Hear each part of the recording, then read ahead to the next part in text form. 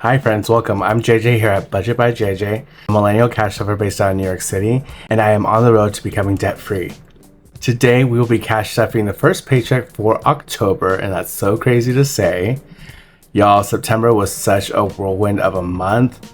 Not only that things were happening, out in the real world where there's just so many scary things that are going on, and we are just trying to do our best here to maintain our sanity and to focus on what we can control, which is our budget and our finances. But even though it was such a tumultuous time, there were still moments where I was able to find joy, and that did affect the budget. I had the opportunity to go to a Nine Inch Nails concert here in Brooklyn, which was amazing.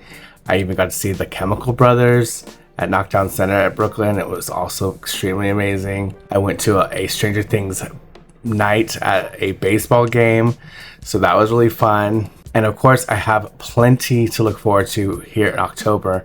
It is my favorite time of year.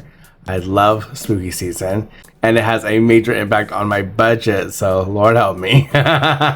Just a few days, I will be attending Comic-Con for 2 days, and I'm so excited for that. Have the Nightfall event over at Greenwood Cemetery, which is supposed to be really fun. It'll be my first time going. I'm really excited for that. Then towards the end of the month, I'll be going back to Tarrytown / Sleepy Hollow for their Halloween parade, and then going to a Shadowcast performance of Rocky Horror Picture Show at the historic Tarrytown Music Hall. Lots of things to really just blitz through the month with. Unfortunately, you're so busy that time just starts flying. But again, I am so grateful that I'm able to do these things. I will be doing a debt breakdown of what is holding me back from achieving my goal of wanting to be debt free this year. I understand that life is constantly changing, evolving, and everything, and also a big part of the budget change, not only for my spooky season holiday decor that I've invested in, but I also end up splurging on a hotel for my mother when they come and visit for December. So that'll be something that I'll bring up later. But let's go ahead and get started and count this cash. I hope y'all are doing well. I know I talk a lot about myself, but I generally am interested in hearing how y'all are doing. So please comment down below. Let me know, what are you looking forward to for spooky season? Do you have any traditions you like to do? Are you going to be trick-or-treating with your kids? Or are you going to be spending it going out? Let me know. Okay, starting with the hundreds, we have 1, 2, 3, 4, 5, 6, 7, 8, 9, 10, 11, and 100s.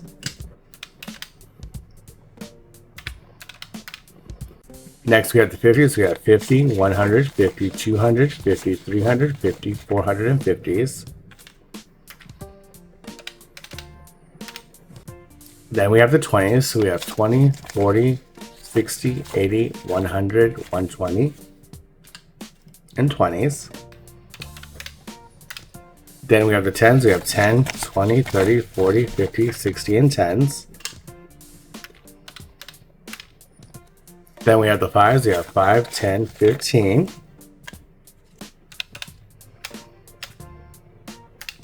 And finally the 1s. We have 1, 2, 3, 4, 5.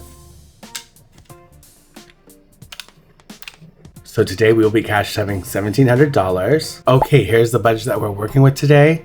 So we're going to start off with the rent, and that's going to be $460. So we're going to take 1, 2, 3, 4. We're going to take a 50 and a 10.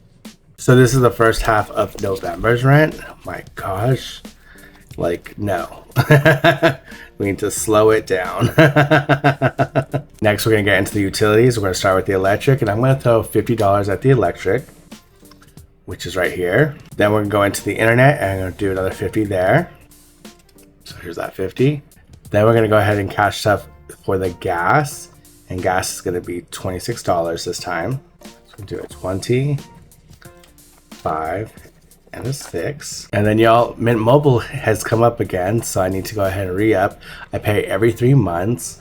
I'm not at the point where I can pay annually, but I'd love to get to that point. But we are going to go cash stuff 120 today for Mint Mobile. 100 and a 20. Now the goal is to be able to stay on top of these utilities, because for some reason they just slip my mind. It's like, you know, out of sight, out of mind type of thing. Okay, now we're going to move into the personal. We're going to cash up $260 for the personal. So that's going to be 100, 200, 220, 240, 250, 260. And I'm actually just going to cash up the 130 for the following week. We are not going to do Costco this time. I am doing not a crash diet, but it's kind of it might be a crash diet, but it's one that really works. And I mean, I'm not a professional. I'm not here giving any medical advice or whatever, but I have had success in my life with kind of jump-starting cleanse of some sort through something called the Sacred Heart Diet. And I'll put something here. Essentially, this is a diet they put people on before they go into gastric bypass surgery. So you can lose anywhere between 10 to 14 pounds, and it's not for the faint of heart. It's, it's a commitment, but it's only a week-long commitment. And it's based off of this vegetable soup that you put together. And they say the more soup you consume, the more you burn. But, if you're someone who hates eating the same thing over and over again, this is one of the hardest things. But now that I'm older, my taste is not as discerning as food is just whatever now. I mean, I do enjoy food, but I'm in a moment where I personally feel like I need this reset. So I'm going to be attempting it to the best of my ability. So sorry to my partner because they're going to deal with the grouchy pants, but they're very supportive. So that is something I'm going to be going to the grocery store. Hopefully I can buy the ingredients within $130. I mean, you never know now with how inflation is, and just nothing is cheaper right now. Okay. So anyway, I'm not going to get into it because it gets me really mad. Hopefully 130 will cover it. So I'm going to put this in my wallet. Next, we're going to go ahead and tackle the debt. The debt is debting, and I'm not proud of this, but I need to rein it in extremely. I think I've reached my limit on one of these cards already, and that's a huge major red flag for me that, I'm just spending. So right now we're going to throw $100 at the Chase Freedom card. So take 100. It's all about accountability, y'all. Just, making sure you are tackling what you can, but it's hard. This is the hardest time of year for me to stay disciplined. And then we're going to throw $80 at the Chase Sapphire. So that's going to be 50, 20, and a 10. So yeah, we see this means nothing anymore. But yes, definitely got to tackle this, and just stop, stay within your budget, bro. Stop.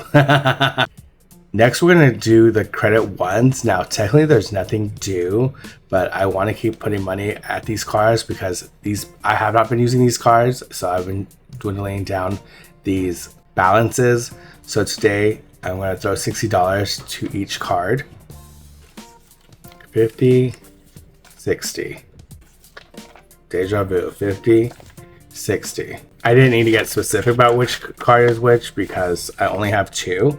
And I'm not going to open another one with this credit card company because they're vultures. Next, there is light at the end of the tunnel because we are cash subbing $75 to pay off the remaining balance of the Saver card. Yay! Finally!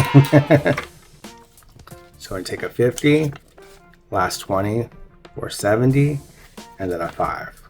And that is it on this one. My other credit card for Capital One, because the Saver is a Capital One card, it was just a platinum card or whatever, no benefits or whatever. It's just one of those credit cards you get to help build your credit. Well, I got an email that credit card was able to upgrade to a Quicksilver card, so without any charges, no annual fee, and 1.5% cash back on all purchases.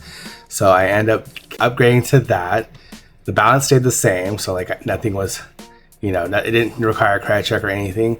But now, it's a card that has some benefits tied to it, which is better than nothing. So that is an indication for me that I am doing something right here, that, my borrowing power is growing, which is not good right now because obviously I have an addiction. My access to credit will increase, and then therefore I would have better options going forward when it comes to that time when I want to get a house. Let's go ahead and cash stuff the savings for $100, which is here. So in total we have $100, $200, $300, $800. All right, that's a 500 there. 500, 6, 7, 8 for the savings, which is exciting. We're gonna build it back up to that $1,000 mark. We're almost there. Just 2 more cash stuffings to go, y'all.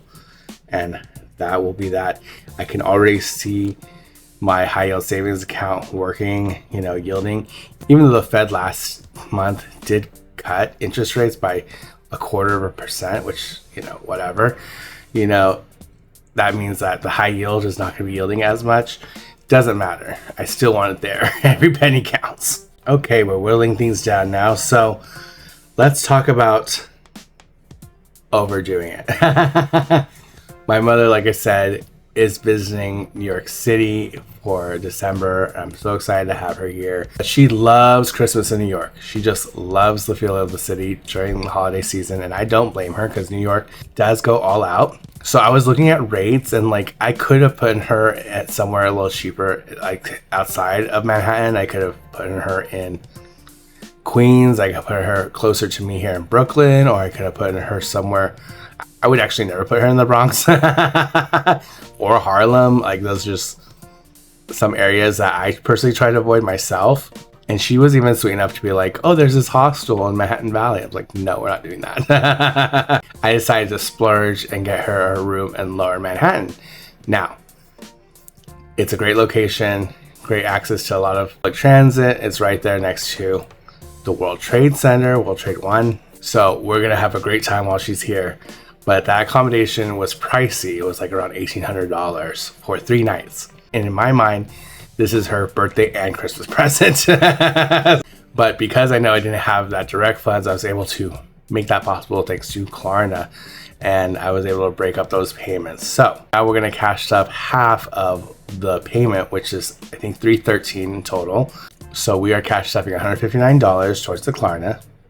So that's 100, have a 50, 5, and then the rest of these 1, 2, 3, 4, which is 9. So yeah, $159, and I made an envelope for it. So here's the envelope. You can see I have the 6 payments written out here. It says Klarna. And then lastly, we are in the sinking funds binder. We have just the medical that we're taking care of. Again, nothing extra, no birthday gifts, no entertainment, nothing else extra. So we are just going to be able to apply $100 to the medical today, which is this last one here. So now for medical, we have $100, $200, $250, $300. And the goal is to get back to another 1,000. I'm so excited because my partner just went in recently for their prototype of the final look for the teeth. It just looks so great, and I'm so happy and relieved for them that we are inching closer to the end of the saga. But friends, that's going to do it for this cash stuffing. Thank you so much for being here. Please remember to like, comment, subscribe, and share this video out with someone you think that might like it. A huge thank you to my subscribers. Your support means everything to me. I hope you all have a wonderful start to your October, and I'll see you in the next cash stuffing. Bye.